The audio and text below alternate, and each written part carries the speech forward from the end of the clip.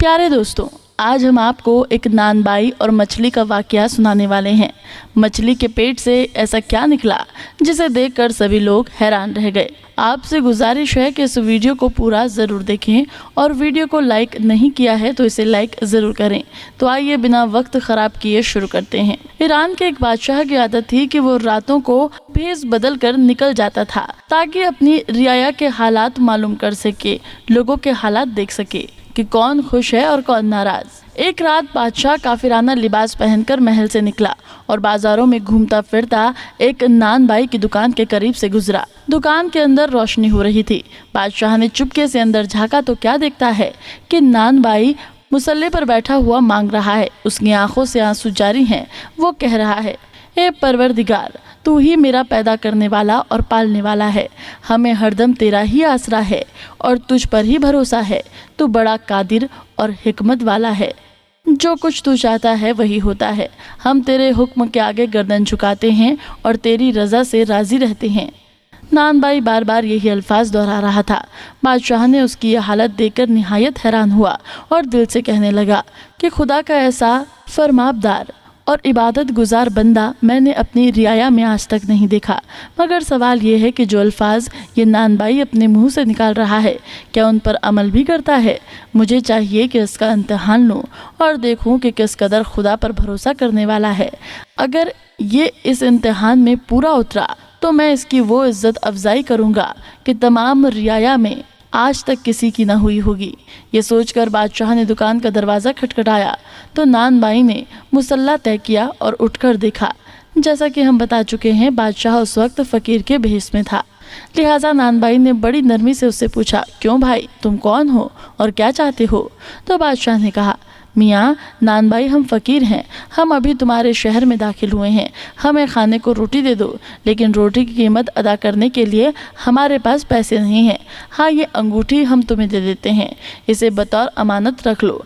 जब हम रोटी की कीमत देने आएंगे तब अपनी अंगूठी तुमसे वापस ले लेंगे। नानबाई ने कुछ कहे बगैर अंगूठी लेकर एक रोटी फ़कीर को दे दी और फ़कीर रोटी लेकर दुआ देता वहाँ से चला गया। नानबाई ने फ़कीर के सामने ही वो अंगूठी अपने रेजगारी वाले संदूकचे में बेपरवाही से डाल दी। अगले दिन सुबह होते ही बादशाह ने वजीर को हुक्म दिया कि फ़ला मोहल्ले में एक नानबाई की दुकान है, उस दुकान पर जाओ और उसके रेजगारी वाले संदूचके में से हमारी अंगूठी किसी तरकीब से निकाल लाओ। खबरदार, नानबाई को बिल्कुल शक शुबा न हो कि अंगूठी कहाँ गई। वीडियो पसंद आ रही है तो चैनल को सब्सक्राइब करते रहें। बादशाह का हुक्म सुनकर वजीर ने 2 सिपाहियों को साथ लिया और उस बाजार में जा पहुंचा जहां नानबाई की दुकान थी। उसने दुकानदारों के बाट देखने शुरू किए और कहा कि हमें इल्म हुआ है कि बाज़ दुकानदारों के बाट दुरुस्त नहीं हैं और वो ग्राहकों को कुछ चीज़ें कम तोल कर देते हैं। वजीर इसी तरह मुआयना करता हुआ नानबाई की दुकान पर आया और उसके बाट देखे, वो सब सही थे।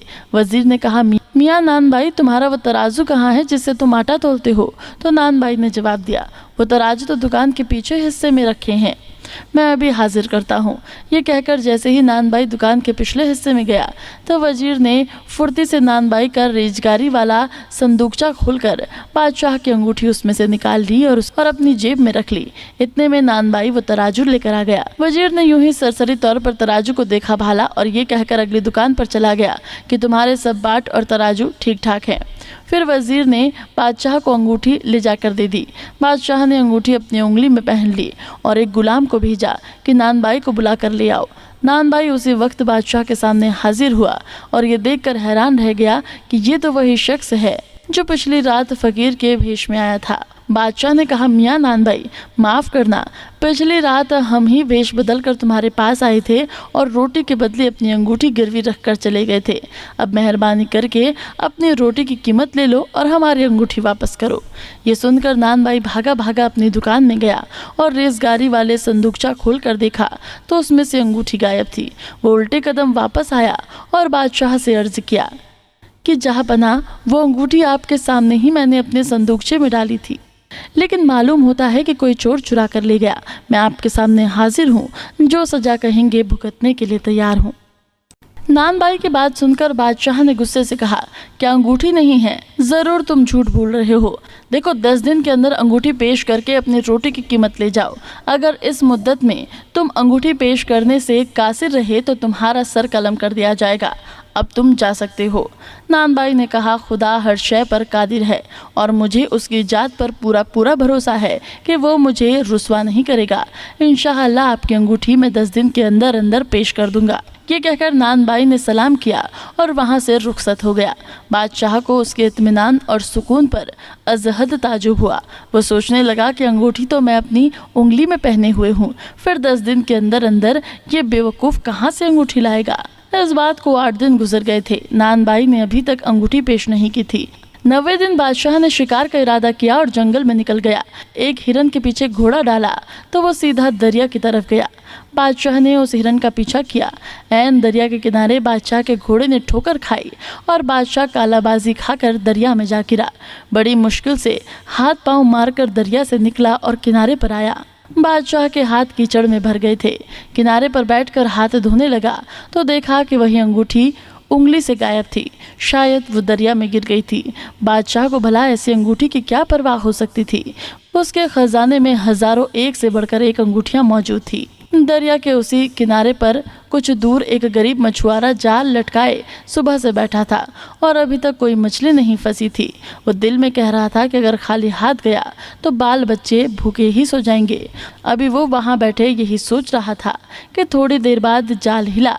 मछुआरे ने खींचा तो थोड़ा वजनी महसूस हुआ। वो खुश हुआ कि आज तो बहुत मछलियां फंसी हैं। जब जाल दरिया से बाहर निकला तो उसमें 2 बड़ी बड़ी मछलियां तड़प रही थीं। मछुआरे की खुशी का कोई ठिकाना न रहा। उसने सोचा कि इन मछलियों की अच्छी कीमत मिलेगी। जब वो ताज़ा मछली ले लो की आवाज़ें लगाते हुआ बाजार में पहुंचा तो नानबाई के कान में मछुआरे की आवाज़ आई। उसने अपनी बीवी से कहा, अरे ओ नेक बख्त, मछली खाएं, कितने दिन हो गए हैं, ज़रा जाकर इससे मछली तो खरीद ले लो। उसकी बीवी ने झुंझलाकर कहा, 8 दिन गुजर चुके हैं और बादशाह की अंगूठी अभी तक नहीं मिली है। 2 दिन बाद जल्लाद तुम्हारा सर कलम कर देगा और तुम्हें मछली खाने की सोच रही है। बीवी की बात सुनकर नानबाई ने कहा, अल्लाह पर भरोसा रख, नेक बख्त, अगर मेरी जिंदगी बाकी है तो अंगूठी जरूर मिलेगी और दुनिया की कोई ताकत मेरा सर कलम नहीं कर सकती है।